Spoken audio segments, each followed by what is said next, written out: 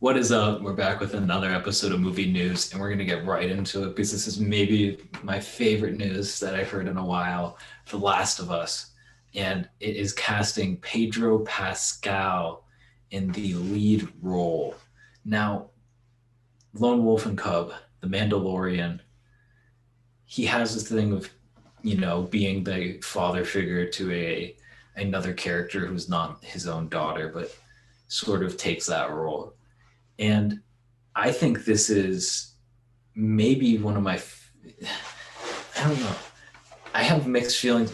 Actually, we'll get into the cat. What did you think as someone who maybe isn't as familiar with the game before I go on Yeah, my I 10-minute am rant? right. No, I want to apologize to the gaming community. I have not played The Last of Us, so I've not watched a walkthrough. I may now because I saw I remember when they casted first for Ellie, I was like, okay, I didn't really know her. But then they casted Pedro Pascal. I was like, I might see this now and I may go find the game because it's Pedro Pascal. I was caught off guard a little because there were rumors that Mahershala Ali was in talks for the character, and I was like, from what I understand of the game and of the Joel character, that would be freaking perfect because Mahershala is awesome. And so when it wasn't him, I was a bit like disappointed just because I had already worked myself up into that. Like, I really hope he'd be perfect for it. But I also was like a little like this is the same from what I understand. Again, like this is kind of the same as the Mandalorian already, and like even in like his role in Wonder Woman, it's like oh, single father taking care of like a kid. I was like, okay, we're is he getting typecasted or something? But like I think it's also just. But as I got around to it, I was like, this is like really exciting opportunity for like Pedro to like this may be his like densest role yet.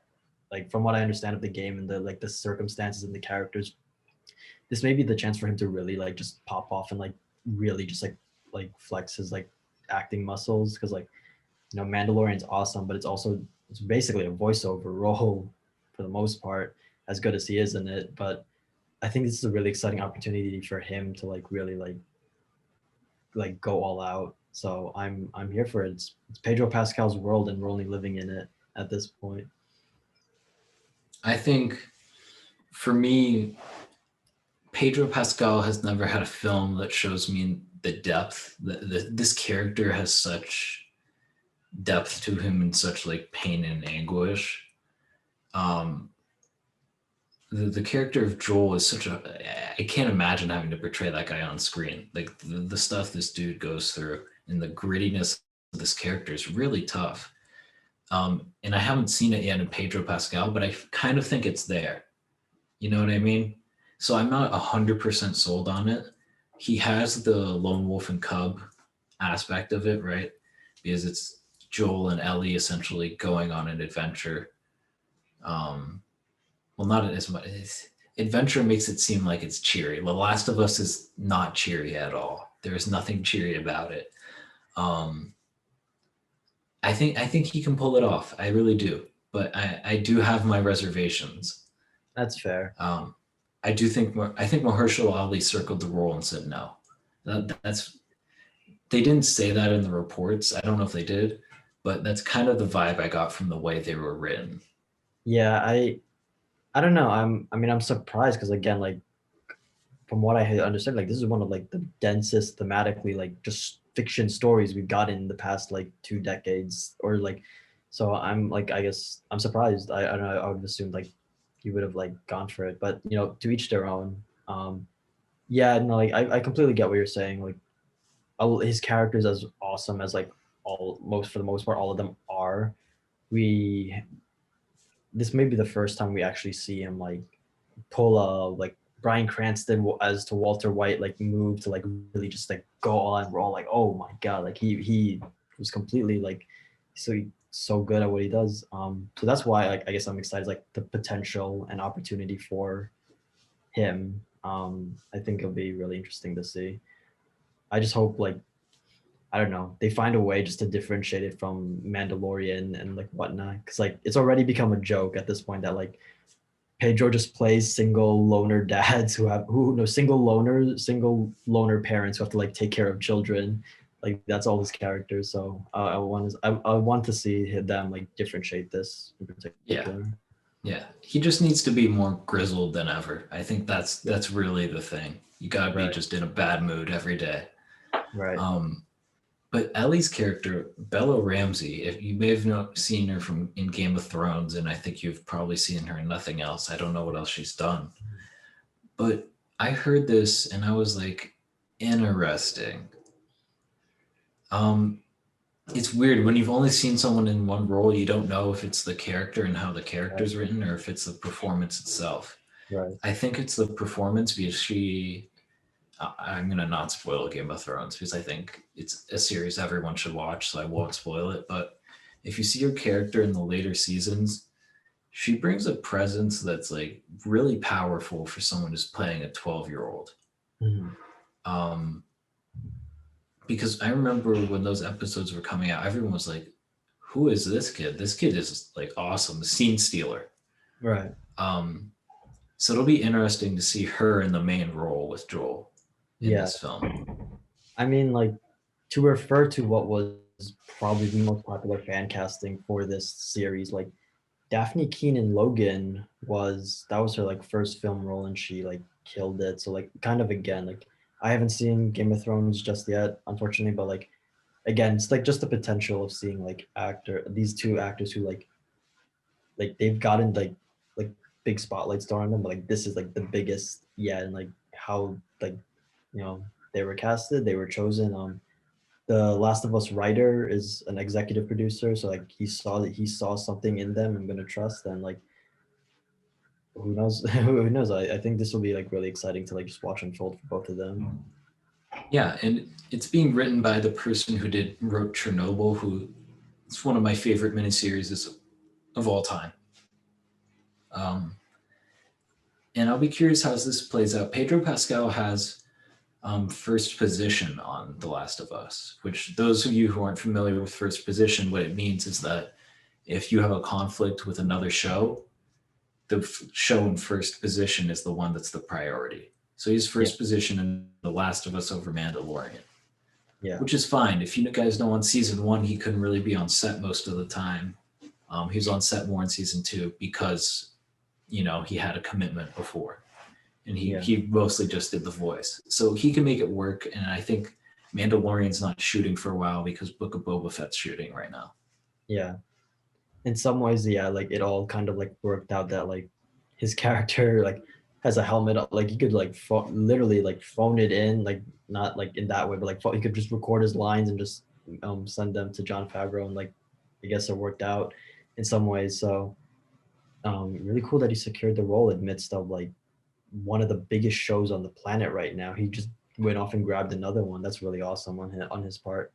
Do you think this show will, now that they have their two leads, do you think this show will start filming like next month, like 2 months? What do you think are your predictions I for the think schedule? I can't verify this off the top of my head, but I think it shoots pretty soon. Okay. I think it's in the next few months. I don't hold me to that because I'm not 100% sure, but I think I remember reading something that it shoots in the next few months. Right. Because I'm I'm assuming. There you go. Sorry, you finish. Yeah, I'm just curious as to whether it'll be one season, two seasons. Like I don't know the whole deal with that, but go ahead. I was just gonna say like, assuming I'm just gonna say it's releasing 2022, just because like large HBO production schedule and level. That means we're gonna get Mandalorian season 3 and Last of Us. And like we thought 2020 was the year of Pedro Pascal, but he's gonna strike back in 2 years, and it's gonna strike back next year, and it's gonna be insane to watch that guy's like be all over the place. I think Pedro Pascal may be the next Sam Jackson, and let me explain what I mean by this. Mhm. An actor that in their 40s becomes a star, Mhm. and that's when their career pops off. Because that's what happened with Sam Jackson with the Pulp Fiction era, Right. and I think the same thing's happening to Pedro Pascal. I mean, hey, I wouldn't complain. I love the guy. It's gonna be really nice if like that's the trajectory of where we're going, and like we can all look back a few years ago, like remember when he was just the guy from the Mandalorian, and now he's like everywhere. That's gonna be really cool to see. It's so amazing that he got this role in the midst again of like the biggest show on the planet at the moment.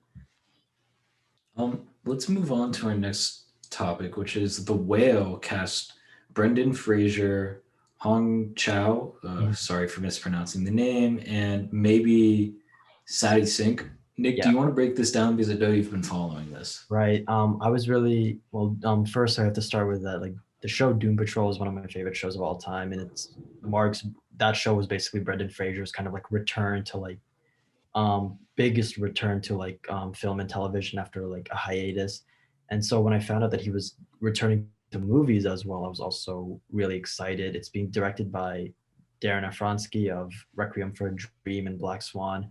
Um, which means the movie's going to be weird as hell, and it's going to be really something. So I think just that I haven't seen any of Vronsky's films just yet because, like, if I'm being honest, I'm a little scared of watching it because I know he's got a really wacky mindset. But knowing his mentality with what I've seen from Fraser on Doom Patrol, I'm really excited just to see that duo be put together. I think it's also going to be an A24 film, so that's another like this is going to be really out there, like bizarre, but like potentially like really like emotionally rich film. And so all the pieces are there to be really exciting. Hong Chau was just in Watchmen. She portrayed Lady True. I really, especially on my rewatch, I really loved her performance there. So and then Sadie Sink from Stranger Things. That's going to be really cool too. That she's going from a Netflix show to an A24 production. That's a really like crazy jump to make. So I have no idea when this begins filming. I'm assuming for right now they're targeting 2022 release just because like they're still putting it together now. But I'm really excited just to see Brendan Fraser like go come back to like the big screen. It seems he kind of with the Robert Pattinson route of going to like more like bizarre and like unique low radar roles. So I'm excited. I'm intrigued to see how this pairing of Afronsky and Fraser turns out. Yeah, I mean, I'm not. I don't think I'm quite as excited for you. I Mhm. mean, as you. I don't know. I'm not. The Aronofsky movies really never have me that. I don't know. Like I know Black Swan's supposed to be a great movie, Yeah. um, but it's you know those type of movies that you just don't know if you're gonna see. Yeah. This is kind of what I get the vibe for. That's You know, fair. it's those movies that eventually, like, if I keep on watching a movie every other day or a Mhm. movie every day, I'll get around to it. But Yeah. it's just not quite at the top of my list, even though I love the woman from Watchmen, Yeah. Hong Chao. Right. Hong Zhao. Yeah, she was awesome at just like awesome at Watchmen. I Yeah. would For watch her sure. in another role anytime because Mhm. that whole series of Watchmen is just awesome. Mhm. Um, but yeah, I'm just kind of lukewarm on it. No, that's fair. Like I said, I haven't watched an Afronsky film either. I guess I might have to for like I guess like prep for this, but um no, yeah, it's fair. I understand it. I'm Brendan Fraser is what grabbed me. I'm really excited just to see him back. Mhm. He went on his hiatus, but now he's coming back. It's good for him. Now, let's move on to Without Remorse, which is coming out in April. Nick, do you want to give us a breakdown of this one? This is Michael B. Jordan's, I think, next film, like a military like action film. I have no idea. Like, there's not a trailer or anything just yet, but I mean, it's Michael B. Jordan. you you can't be excited for whatever he does. So, and also like it's always he's also becoming his own like brand of like mixing action with drama. Like his last movie was Just Mercy, so to see him like back on like a dealing with the explosions and gunfights, I think that's going to be at the very least entertaining. Again, I have no idea if this like if it's going to be some sort of like generic like action film or if there's something to it. But um, yeah, Michael B. Jordan is coming back. He's Just Mercy was what 2020, 2019, something like that. So yeah, just excited to see him.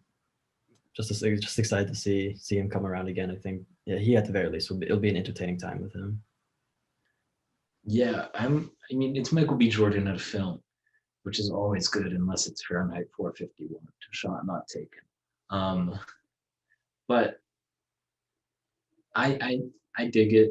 I read the log line, which is a former Navy SEAL turned CIA operative seeks revenge after his girlfriend is killed by a Baltimore drug lord.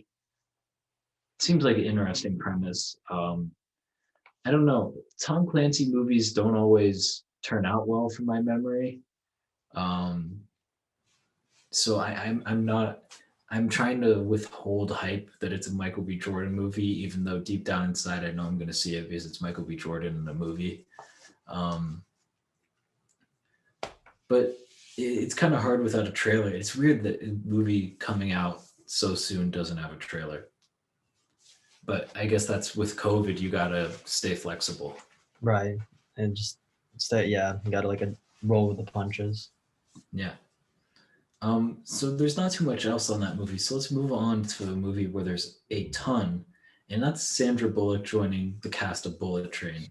Now you may know Bullet Train as the film we've talked about that every actor in Hollywood is in. And no, Yeah. it's not the Adam McKay one that everyone in Hollywood is in. That's a different one. This one includes Joey King, Aaron Taylor Johnson, Brian Tyree Henry, Zazie Beetz, Michael Shannon, Logan Lerman, Masai Oka, Andrew Koji, uh, and Brad Pitt. Did I miss anyone, Nick? No, I think you got most of it, and even then, it's like that's a crew right there. Oh, and it's directed by David Leitch. Yeah. Um, this is insane. It's a bullet train that's full of assassins who begin to realize their contracts are all connected in a nefarious conspiracy. Um, and there were all these people in it. I mean, what more is there to be sold on? And now Sandra Bullock's joining the cast. I mean, Nick, what are your thoughts? To add, if there was no more additions to the cast, I would have been like, I'm here for this cast. But then like Sandra Bullock, I mean, Blindside, Gravity, like she's legit. I feel like she's a relatively like, she's always I feel like existed on the peripheral of like she's like really good, but people like aren't like paying attention as much as they should. And like, so just like I'm I don't know if she's like it's like a cameo. I don't know if like she'll share scenes with who she'll share scenes with, but like that's just another piece to this like really crazy puzzle. And like it's gonna be an action film as per like David likes like past films. So I'll be really excited just to see like do I get to see like Sandra Bullock fight Brad Pitt like or like Brian Tyree Henry like fight like Joey King. It's like there's I think it's gonna be a lot of fun. I really am excited for like the first trailer because it sounds like it's gonna be an insane time. Yeah, I think they've started production, right? I think we read an article about that 2 weeks ago, 3 weeks ago. Something like that, yeah. Yeah, I'm excited. I'm excited. Um, I just want to see what the first trailer looks like, man. I want to see all these actors in action. Moving on, though, we have a Dungeons and Dragon movie, which has added Michelle Rodriguez and Justice Smith. Nick, what are your thoughts on this? Added to a cast that already has Chris Pine. Right. I feel like this is gonna end up being one of those like really like kooky like projects that like has like a bunch of people and you're just like you know will this could this be like a good time like very potentially could this be like one of those like real stupid but like fun times like the first Transformers movie like maybe but like we're adding all sorts of like random stars to it. I think it's gonna be entertaining. I'm not the biggest Justice Smith fan for some I haven't seen much of him. But I mean Michelle Rodriguez from Fast and Furious and then Chris Pine like why the it has a lot of like why the hell not energy going into it. So like I'll roll with it. I'm intrigued to see who else they can add to this because similar to Bullet Train, it's just like how many people can get on this crazy concept. Yeah, I kind of in a similar boat. I really like Chris Pine. I have no idea what the D&D movie's about. Um, and it could be about really anything. Um, Michelle Rodriguez, I don't know. I'm kind of in between on her as a character. She's in Fast and Furious, right? That's what she's most known for. That's really all I've seen her in. So I don't have too much of a kind of plate to judge her on.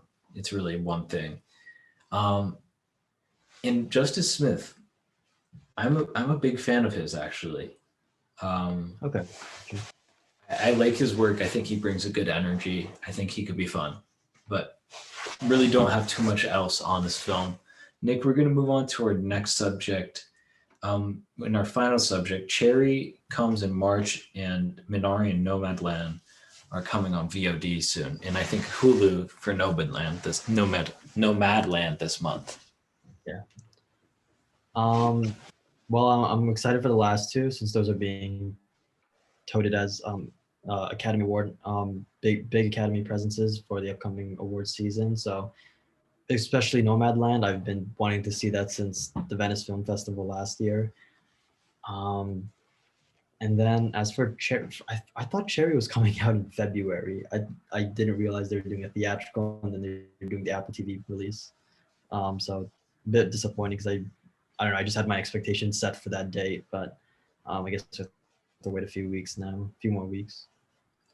Yeah, so Nomadland comes out this Friday on Hulu.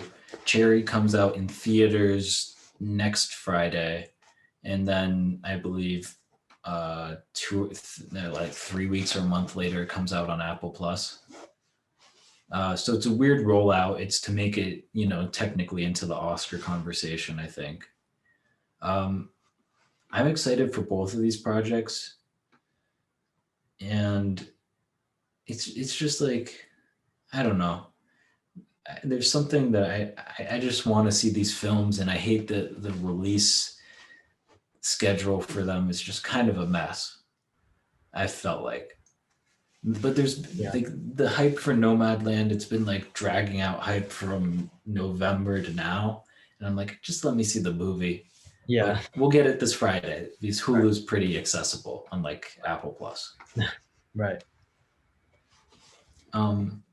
Yeah, I don't think there's really too much else to talk about because there's a new trailer for Cherry, but it's not anything that tells you something you didn't know.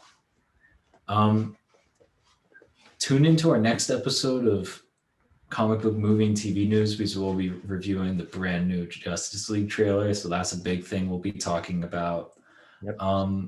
Let us know what you thought about all this news. Bullet Train, I mean, it's crazy, right? Who else do you think could be added to the cast, or do you want to see as an assassin on a bullet train? Let us know. Don't forget to like and subscribe to the video, and we'll see you next time. Peace out.